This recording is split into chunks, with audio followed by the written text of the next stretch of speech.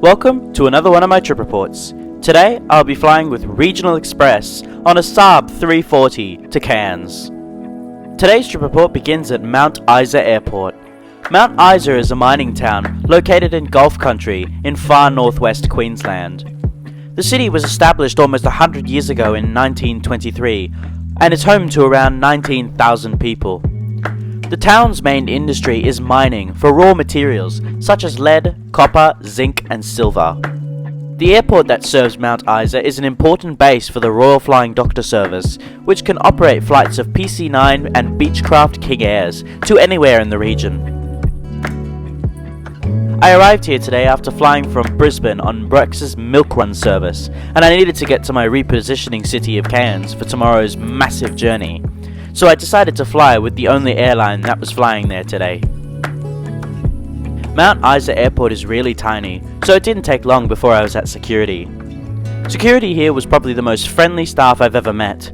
I don't think they see too many people with camera equipment such as mine, so they took a liking to me straight away.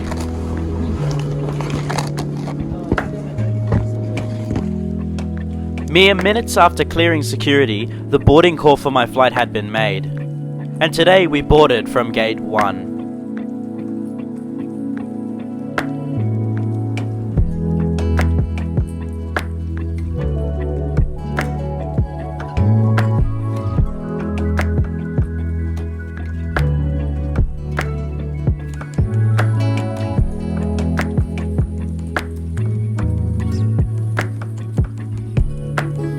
As I walked across the apron, I couldn't help but marvel at the giant 737 that was here.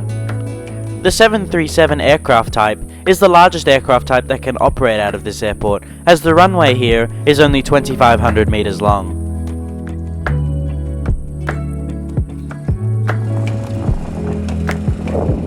Today I shall be flying on board a Saab 340B+, registered Victor Hotel Zulu Lima Charlie.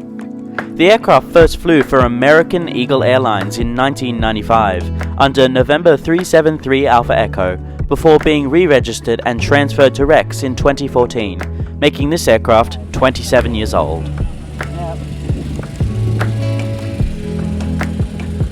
Rex's Saab 340s are in an all-economy class layout with 34 seats in a 1-2 configuration, with row 11 being in a row of 4. The seat has 30 inches of pitch and 18.5 inches of width. However, being in an emergency exit seat, the legroom is much further. In the seat pocket, which is located on the door, is a safety card and magazine, as well as an emergency exit row card. Above are individual air vents and reading lights, as well as a flight attendant call button. There is a tray table, however, we'll get to that later. Soon, the main cabin door was closed and the engines fired up.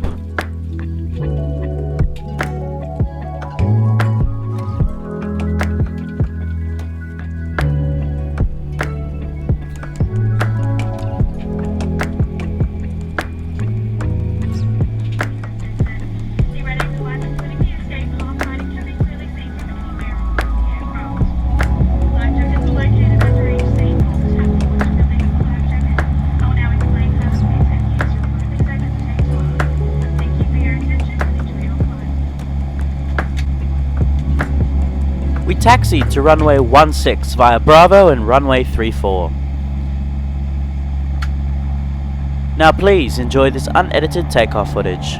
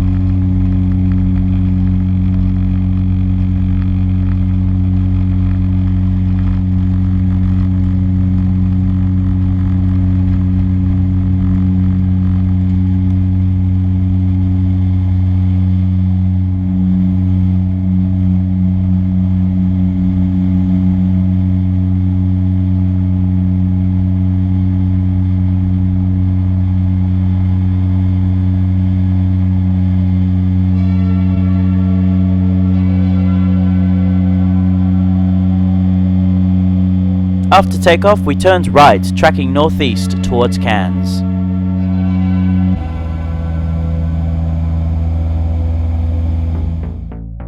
Flight time today is 2 hours and 1 minute, covering a distance of 540 miles or 869 kilometers, cruising at 19,000 feet.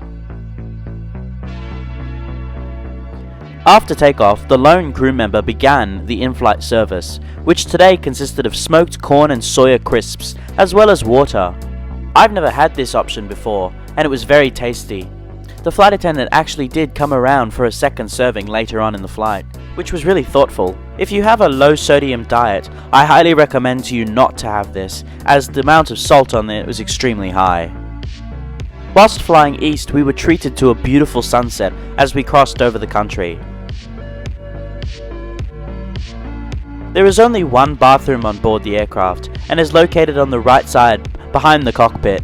It is everything you need except for one crucial thing: running water. I would highly recommend not using this bathroom unless it's essential, as there is no proper way to clean your hands, other than hand sanitizer. As we flew towards Cairns, the aircraft entered a storm cell, and the dark cabin was shot full of blues and purples, caused by the lightning. My camera doesn't do it justice, but if you've ever been in a thunderstorm before, you'll know exactly what it's like. Soon we commenced our descent into Cairns.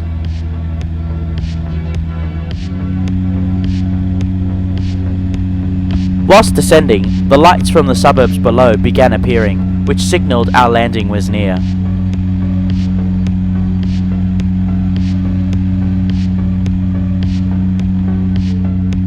Now please enjoy this unedited landing footage.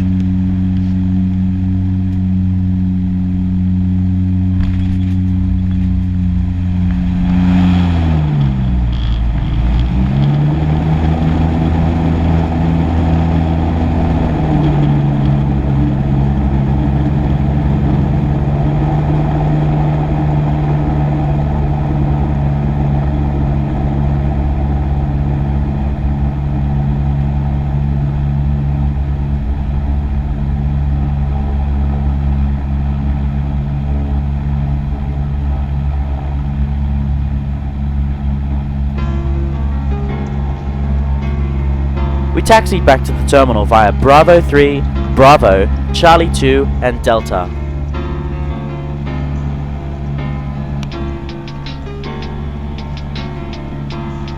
We pulled into remote gate stand 10, 36 minutes behind schedule.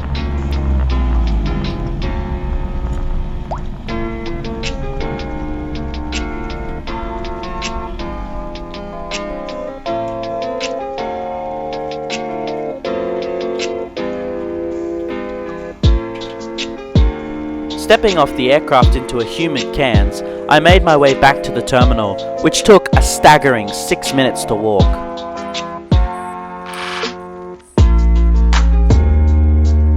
The Rex flight on this staff were, in a word, outstanding.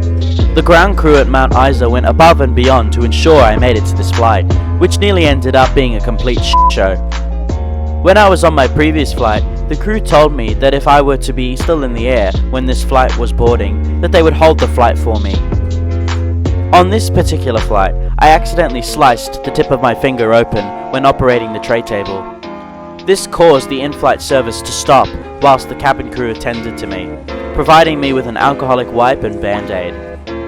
Every single person that wore a Rex branded shirt or vest today was absolutely amazing. Their kind, friendly, considerate and understanding actions showed that today. You will never find another airline with this much attention to detail, customer service wise. I highly recommend flying with Rex, as their service is a solid 11 out of 10. I hope you enjoyed this trip report. Please like, comment and subscribe. Make sure to push that notification bell if you enjoy my content, and I hope to see you again in the next one. See you later!